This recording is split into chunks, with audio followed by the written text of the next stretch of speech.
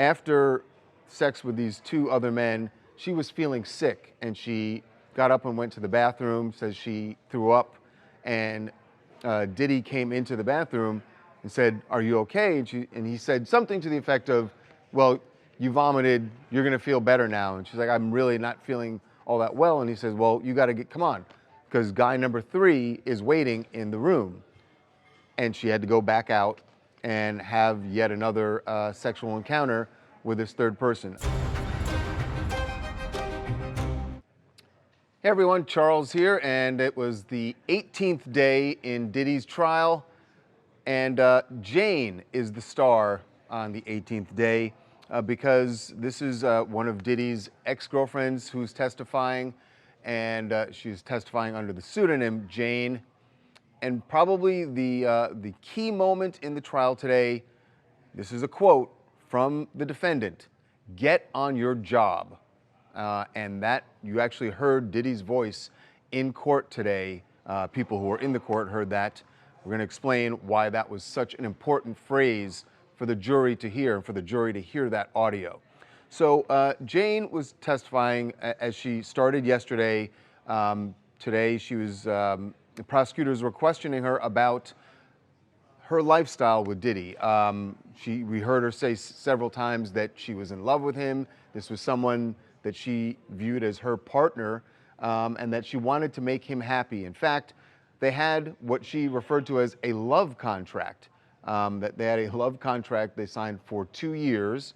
And why there needed to be a contract? Well, that's because she says Diddy was paying her rent. And in fact, here was something kind of shocking. She said he's still paying her rent. Mind you, he went into, he was arrested back in September, and here she is testifying for the government against him, but she said he is still paying $10,000 a month. That was the agreed upon price in their contract.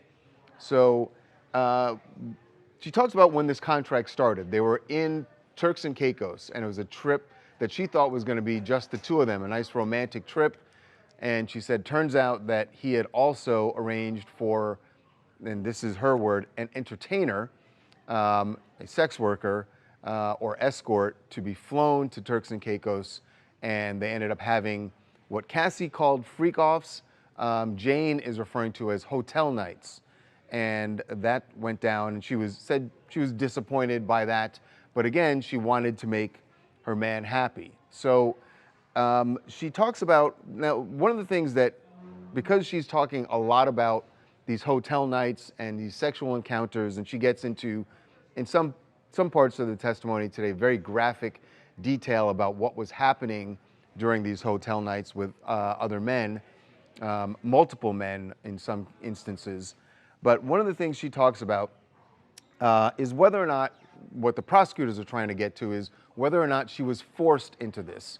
And this was really important. We heard this when Cassie was testifying, and we're going to get it throughout Jane's as well, that the jurors no doubt are listening for, and the prosecutors want to raise instances where it seems that Jane was forced into this, that there was coercion, and that she was sex trafficked.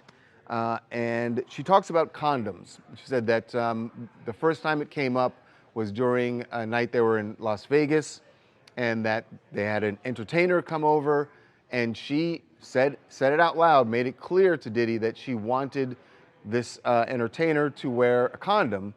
And she said that Diddy told her he didn't want to see any rubbers, and that she felt, this is what she said she felt like it was a guilt trip, and so they ended up not using condoms. And that was the way things usually went. She said that there were not condoms involved, but she clearly wanted that.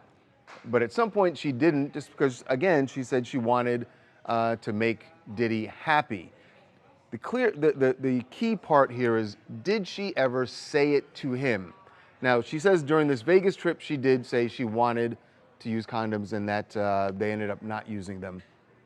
But the point here is that if she doesn't say it to Diddy, how is he supposed to know that she is doing something she doesn't want to. And if it's just that she felt something, that might not actually get to the point of coercion. He can't tell he's forcing her unless she voices that objection. She said she did in Vegas, so will that one instance be enough? I'm not sure.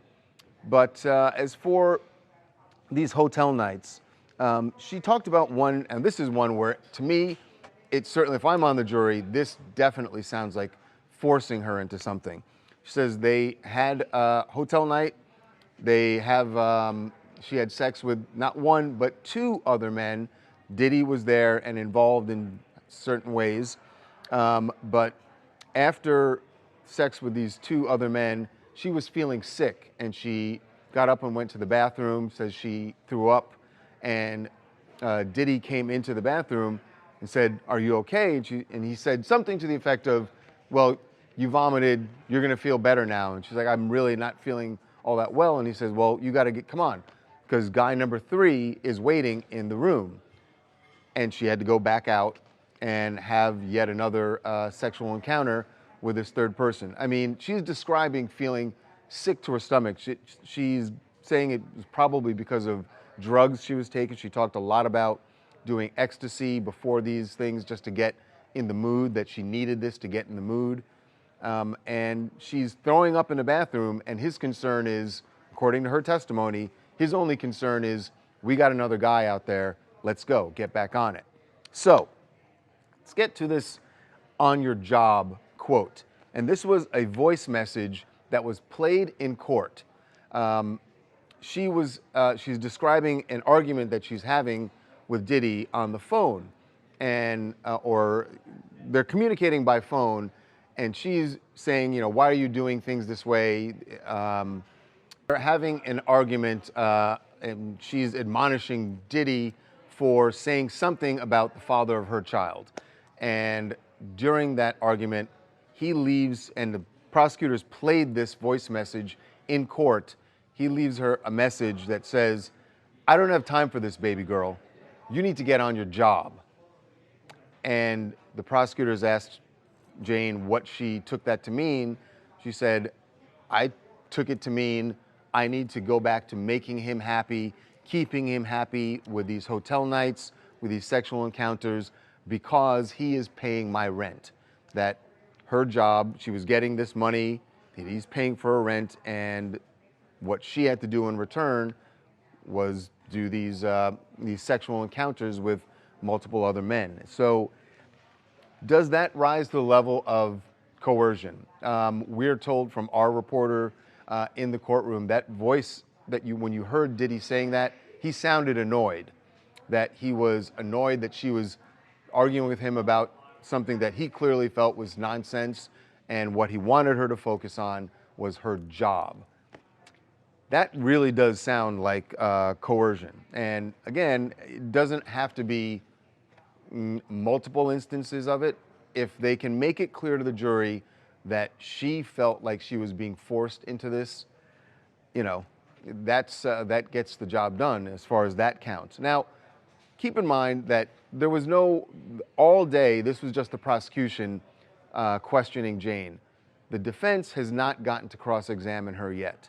I'm certain that when they do, and it looks like that will happen some point late on Monday, or maybe it won't even start till Tuesday, but once they do, they're absolutely going to hit on this point that you continued to do this. It was your choice to keep taking this $10,000. It was your choice to have him paying your rent.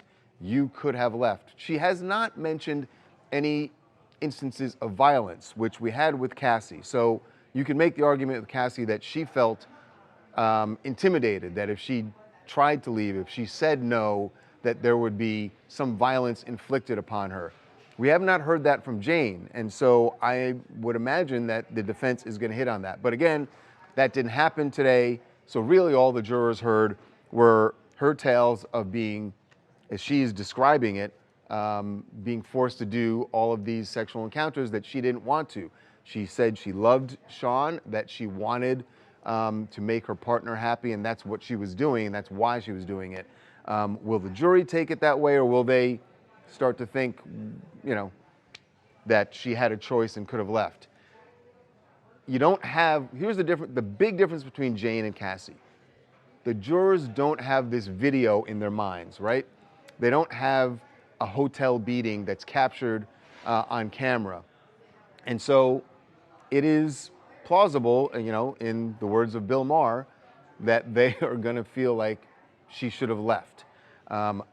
We'll see what happens with that next week. But for that reason, and for the jury hearing Diddy's voice saying, "Get on your job," I think you got to say the prosecution was the winner today. And maybe the defense will be able to blunt that once they start cross-examination. But this was a long, long day of testimony from Jane, laying out all the lurid details of their sexual encounters, which she says she didn't want to be in. So got to hand this one to the prosecution. We will see what happens next week.